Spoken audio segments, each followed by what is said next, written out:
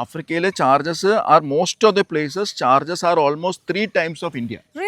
പിന്നെ കെനിയയിലൊക്കെ 7 times ആണ്.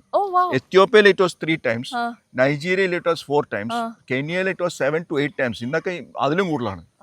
So no wonder ഇവരെല്ലാം ഇപ്പൊ ഇങ്ങോട്ട് വരുന്നത്. Lot of people travel to Kerala. ഒരു കാര്യം ടെക്നോളജി, ഒരു കാര്യം കോസ്റ്റ് ഇസ് മച്ച് ഹയർ.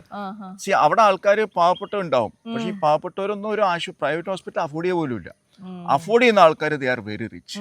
പക്ഷെ അവിടെ 10% അഫോർഡ് ചെയ്യുന്നുള്ളെങ്കിൽ 5% ഹോസ്പിറ്റലുള്ളൂ, ഫെസിലിറ്റി അത്രേ ഉള്ളൂ. അപ്പൊ ദർ ഇസ് എ ക്രൗഡ്. അപ്പൊ അവിടുത്തെ കോസ്റ്റ് എന്ന് പറഞ്ഞാൽ വളരെ ഹൈ ആണ്. അപ്പൊ അവിടെയും ഇതുപോലെ നമ്മൾ ഈ പറഞ്ഞ പോലെ ഒരു ടീമായിട്ട് ചെന്ന് സ്റ്റാർട്ട് ചെയ്തു.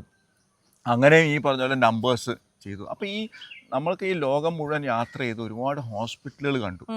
അപ്പോൾ എന്താ വെച്ചാൽ ഞാൻ ഈ ഹോസ്പിറ്റലുകളിൽ ചെല്ലുമ്പോൾ അവിടുത്തെ മാനേജ്മെൻറ്റിൽ ഇൻവോൾവ് ചെയ്യും, അവിടുത്തെ കാര്യങ്ങൾ അറിയും. അങ്ങനെ ഒരു വൈഡ് എക്സ്പീരിയൻസ് എന്നാണ് നമ്മൾ സ്വന്തമായിട്ട് ചെയ്യണം എന്നൊരു സൺറൈസ് ഹോസ്പിറ്റൽസ് എന്ന് പറഞ്ഞു.